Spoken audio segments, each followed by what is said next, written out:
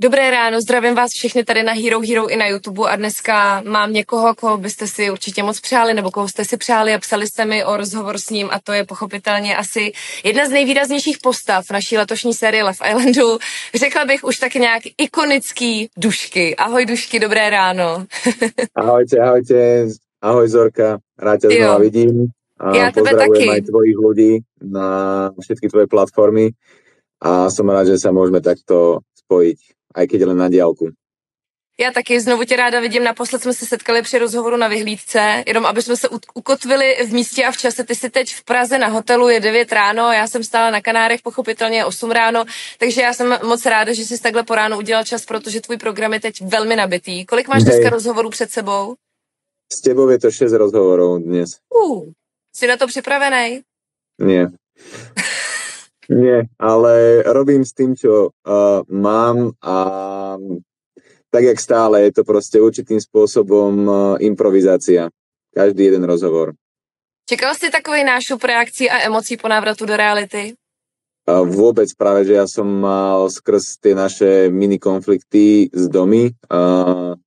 Som mal také, že jak sa na mňa budú ako keby že ľudia pozerať, aké to bude mať ohlasy, ale musím povedať, že ma to veľmi príjemne dostalo, lebo som absolútne nečakal takúto podporu na moju osobu, za čo som každému jednému veľmi vďačný.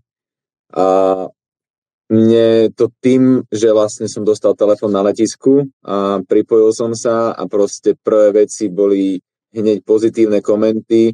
Hneď som tam videl, jak tam ľudia a rôzne profily prezdelávajú petíciu za moje vrátenie. Aha. Tak mne to úplne extrémne vylepšilo v tom momente náladu a hlavne mi to oveľa viacej spríjemnilo návrat do reality.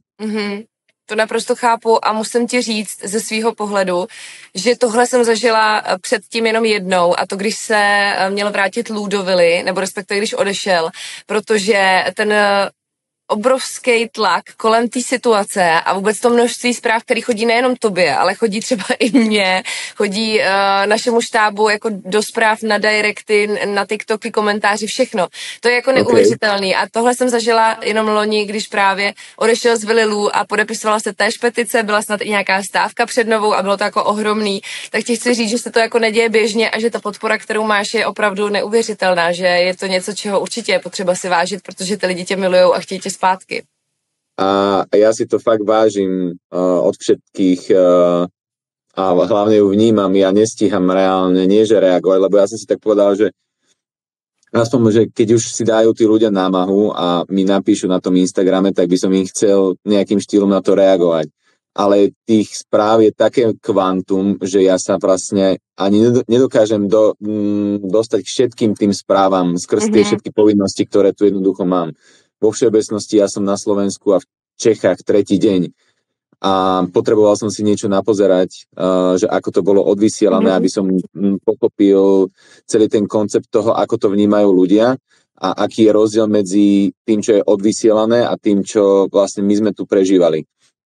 A jednoducho sa to nedá stíhať. Bohužiaľ, ale strašne by som chcel, ale nedá sa to stíhať. Myslím si, že to je naprosto nereálný, tuhle misi vzdej asi rovnou, protože to jsou jako tisíce a tisíce komentářů a nedělal bys nic jiného. Takže já myslím, že je důležité to takhle říct nahlas, že za to děkuješ. Nicméně, pojďme rovnou k věci, protože my jsme odložili i dnešní rozhovor spolu na dnešní ráno. Ty si chtěl mít přesně klid a prostor, zkouknout si nějaký epizody, včetně té nejčerstvější včerejší. No tak, co ti to dalo? Jak se na to teď díváš, když máš šanci vidět nejenom to, jak to pokračuje ve vile, jak se teď Domy třeba chová, jaká rozhodnutí dělá, ale vlastně si mohl vidět i zpětně celou Casa Amor? No, celú Casa Amor som vlastne vôbec nestihol. Všetko, čo som vlastne pozeral, bolo do Casy Amor, od nášho vlastne šatového oblečeného konfliktu, hej, aby som vlastne ja videl, že čo som tam reálne spravil, čo som povedal, ako som to vnímal, čo hovorila Domy a tak ďalej. Aby som mal ako keby, že taký ten ucelený pohľad na to aj s tými beach hutmi a s týmito všetkými vecami. A k Case Amor som sa vlastne vôbec nedostal a potom vlastne, keď už som mal čas, tak začali chodiť také tie teasy, že čo domy a že je vlastne ako keby na tom po 25. časti rozhodnutá, ako keby, alebo presvedčená, že by mala ísť domov a ísť za mnou, čo v podstate nebudem hovoriť, že ma nepotešilo v tom danom momente, keď som to videl. A na druhej strane mi to bolo aj šťastie ľúto, lebo viem, že tí ľudia a my, čo sme tam boli, tak sme boli super partia a plne si uvedomujem to, že ten čas, ktorý vlastne tam strávila bezo mňa po mojom vypadnutí, pre ňu musel byť extrémne náročný. A to potom vlastne ako nadväzovala tá 26. časť a mne bolo fakt pustené v tom livekaste len útržok, ktorý mi veľmi pripomenul situáciu, keď som bol na vile a bolo mi pustené video z Casa Amor, čo znova bolo nejakým štýlom podstrihané. A len také časti a útržky tam boli spomenuté. Takže z logického hľadiska ja som to nemohol brať úplne 100% vážne, že toto sú ako keby že jej vyjadrenia. A berem to skorej z takého hľadiska, že pokiaľ sa človek zastagnuje na nejakej myšlienke alebo nejakom rozhodnutí, tak ho to nikam neposunie ďalej a v podstate ako keby že sa bude utápať na tom jednom mieste. A to, že som tam už strašne dlhú dobu není, je v Love Islandiackom čase 100-krát viacej ako v tom našom. A na jednej strane ma prekvapuje taká tá zmena toho celého vnímania, že na jednej strane chce odísť, na druhý deň vlastne chce dať za tým nejakú čiaru, aby jej ľudia vlastne, čo sú tam s ňou, nepripomínali stále mňa ako človeka, aby mohla vlastne sa nejakom z toho vymaniť a usporiadať si tie svoje myšlienky. Berem to a ja som to pochopil tak, že není to niečo citové, ktoré by ona zavrhla voči mne, je to skorej to, aby ona si dokázala viacej užiť ten moment, ktorý ona na Love Islande má. A prioritne, aby bola ona psychicky v pohode, lebo tak ako povedal Maťo, po tých posledných častiach, respektíve 25-26, som ju po dlhej dobe jednoducho videl, že je uvoľnená, spokojná, šťastná s úsmevom, čo bolo aj pri mne, ale v podstate my sme ako keby, že nedostali ten priestor na to, aby sme si, potom jak sme si to vysvetlili a jak sme mali byť kvázi spolu, tak ona bola nastavená tomu ísť čelom a na 100%, tak hneď prišla Casa Amor. Že keby prišla tá Casa Amor o jeden deň neskôr, ja dám ruku do ohňa, že to skončí úplne inak. Mě zajímá, co si myslíš o tom, co se tam teď děje vlastně v souvislosti s Danom, protože Dano vlastně od prvního dne, kdy přišel do vily na ten švýcarský piknik, tak měl sympatie k domy, vybral si jí. Ty sympatie se tam probíraly vlastně celou tu dobu, je to skoro měsíc, už co tam vlastně i Dano je ve vile a pořád se tak nějak motáme v tomhle kruhu. Teď spolu jsou opět v páru, vzniklo tam nějaký double D. Jako tobě se na to dívá a jakou šanci možná dáváš tomu, že oni dva by spolu teď mohli něco za těchto okolností rozvíjet, když se stalo to, co se stalo mezi vámi? Hej, toto už vlastne, keď som tam bol, ja bola nejakým spôsobom otázka. Ten game changer tohoto celého môže byť práve to, že som tam není. Jednoducho, ja som Dana bral ako veľmi dobrého kamaráta tam. Nebolo to na takej silnej citovej úrovni ako Trabo, ale fakt som ho mal rád a fakt nedokážem ako keby, že zo dňa na deň zabudnúť na tie, ako keby, že na tie talky, ktoré sme mali a to, ako sme sa k sebe chovali.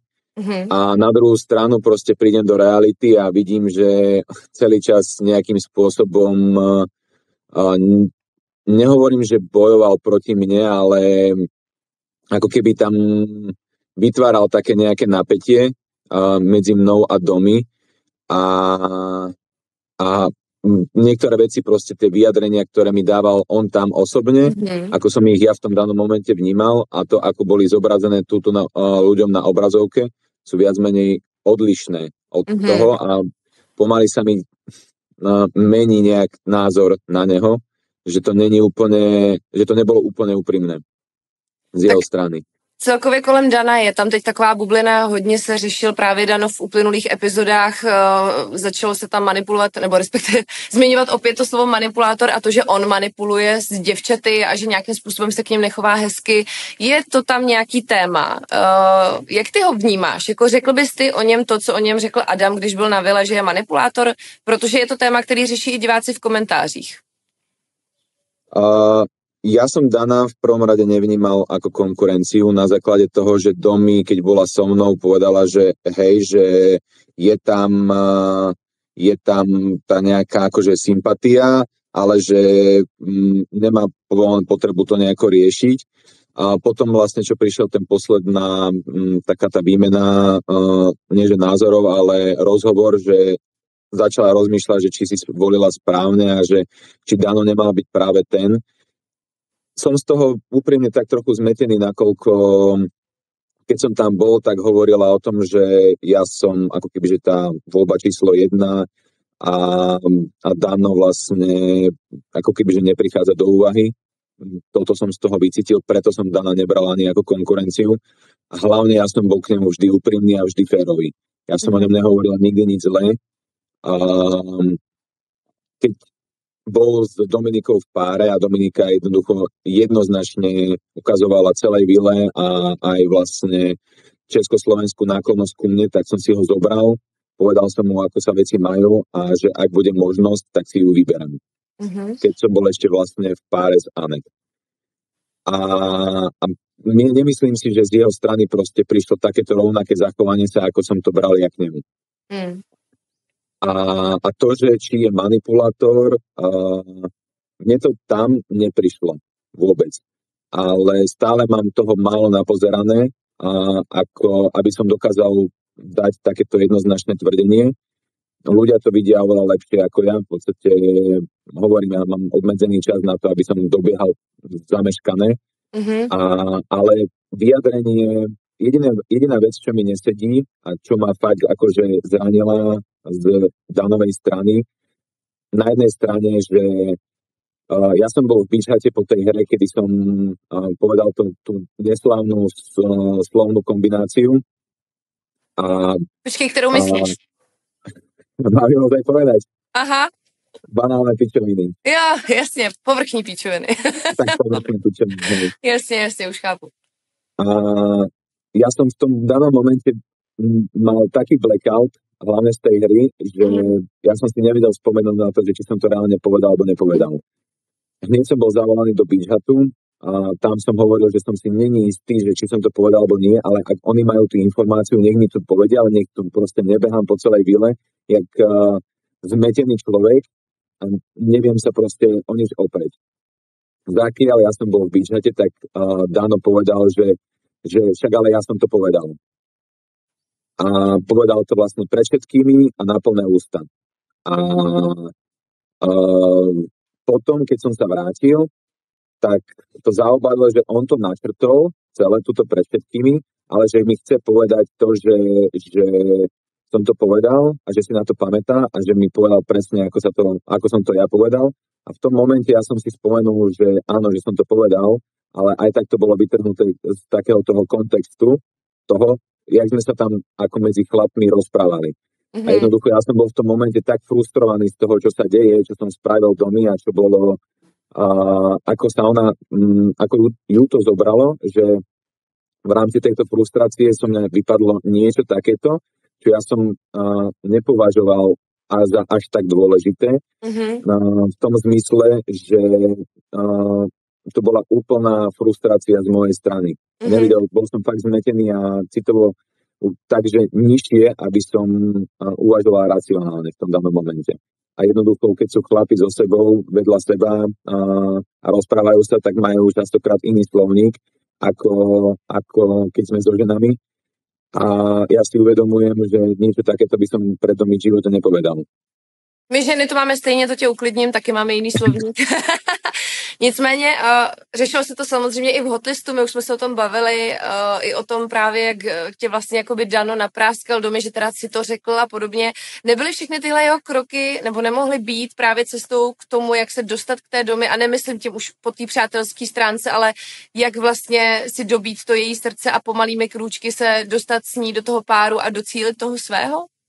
Teraz to vnímam tak, že to kľudne tak mohlo byť. Keď som bol tam, tak som to takto nevnímal.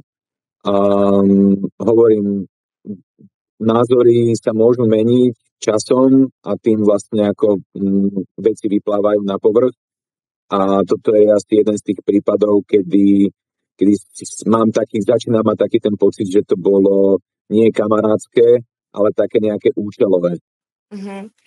Ty jsi to sám nakousnul, to domy rozpoložení, kdy vlastně po tvém odchodu byla zdrcená, nosila zpátky tvůj náramek, vlastně Maťo ten šel úplně na poslední kolej, protože ten byl úplně mimo její střed zájmu a vlastně teď se to úplně trošku jako otočilo v to, že chce teda určitě zůstat na vile, chce teda poznávat dál Dana, chce s ním tvořit pár a vlastně jako trošku se to proměňuje, sám se zmínil i tu tlustou čáru, kterou ona navrhuje zatím udělat. Jak ty to vnímáš a jak se změnily možná ty pocity vůči ní, protože vím, že poslední slova, se kterými jsme se rozloučili, byly, že na ní chceš počkat venku a že tomu chceš dát šanci v té realitě. Změnilo tohle nějak tvůj pohled na ní a stále na ní budeš čekat? Stále to vnímam z toho hľadiska, že od vysielaných je 20% z toho, čo sa tam deje, hej, teoreticky, obrazne povedané. Určite to pomaly nejak mení môj názor, nehovorím, že teraz nejdem na ňu počkať, ale potrebujem vysvetlenie. To je prvá vec. A to aj proste povedala, že po vile sa stretneme a že sa o tom porozprávame, že mi dovysvetľuje v podstate veci, ktoré ona prežívala v tom danom momente a vlastne prečo aj to spravila, potom prečo cítila to, čo cítila pri tom našom rozchode a potom prečo vlastne ako keby rieši teraz Dana. Ja som videl, že oni si tam v nejakej miere si tam rozumejú, čo je úplne normálne. Tak rozumieme si aj viacerí ľudia s viacerými navzájom. Takže toto bolo fakt úplne v poriadku. Tým, že vlastne som není momentálne na vile, tak to je pre domy asi jediná možná voľba, s kým si tam vie niečo predstaviť. To, čo je za mňa falošné, je to, že Dano na ohnisku reálne povedal, že dôvod, prečo chce, aby tam ostal, je Gabi a nie domy. Takže jeho šance z Gabi vidíš jak? No, jeho správanie po tom ohnisku je jednoznačné v prospech domy a každý to tam vníma. A vnímame to v podstate teda to, čo nám takhle vnímá to i Gabi, myslím si dost silně. Myslím si, že ta už se s tím rozloučila v podstatě s touhle variantou. Akože sme tu o 2 dní pozoru, takže ja neviem, čo to tam ako keby vtedy udialo od toho, čo nám bolo odvysielané, ale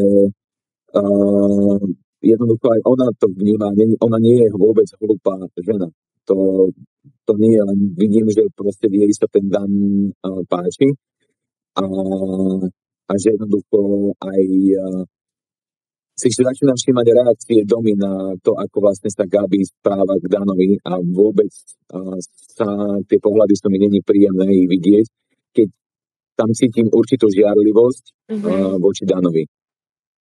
Jednoducho je to tak a hlavne Double D bolo moje z domy.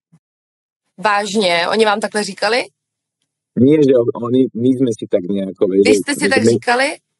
Takže medzi nami to bolo akože medzi mnou a domy, že Double D a takéto niečo. A teraz sa to vlastne prevednulo oficiálne k Danovi a domy, takže je to... To si děláš srandu.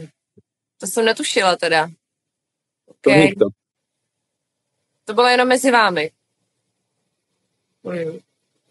No, pojďme si říct, že ta Casa Amor zamíchala totálně kartama, hlavně ve vašem, řekněme, trojuhelníku, potažmo 4úhelníku, když budu počítat i Maťa, který je teď úplně v debilní pozici. Maťo vlastně už je úplně mimo hru a pokud se vlastně jako... No. Je mi ho úplne a úprimne ľúto, lebo nemyslím, nie som úplne stotožený, že ten výber Dominiky v rámci Maťa, ja som nevidel Kasámor, takže preto to hodnotím takto, jak to hodnotím, že nebol úplne z jej hlavy. A určite to muselo byť pre ňu náročné, ale je pre mňa taký zvláštne, že vlastne ona videla z našej strany Casy Amor jednu jedinú vec. A to je to, že sa Lucia po jednej noci, čo vlastne strávila so mnou a čo sa so mnou rozprávala o predchádzajúcej reality show, v ktorej som účinkoval, v Make-up Roome zmienila, že však ja o nej vôbec nerozprávam. Pritom na začiatku som jej jasne dal najavo, že z mojej strany tam nemusí nič očakávať. A ešte sme mali aj konverzáciu, že proste z domy to máme nejakým štýlom vyriešené a že to proste niečo v tomto zmysle tam určite padlo a predtým, ako sme išli do postele. A Lucia potom vlastne príde a povie, že ja o nej vôbec nerozprávam. A domy proste, že keby som tam mal nejaké tie útržky toho, že jak som sa s niekým boskával, alebo že jak sme tancovali, alebo že by tam bola reálne cítiť nejaká interakcia z mojej strany a chémia k nejakej babe z Casa Amor, tak nepoviem ani slovo. Ale ju proste dostalo to, že tam bola spomenutá jedna veta, ktorá ani nebola pravda. No a právě na základě toho, že jí stačilo tak strašně málo, není to právě o tom ta zkouška Casa Amor, o tom, že ten vztah vlastně pro ní nebo z její strany nebyl vůbec tak skálopevný a neměl dobrý základy, když stačilo takhle malinko, aby to tu její důvěru narušilo a hned v podstatě začala uvažovat tímhle směrem? Právě jste dokoukali volnou část naší epizody Ahoj srdíčka. Tak pokud vás zajímá zbytek, zaměřte na herohero.co/Zorka a těším se na vás.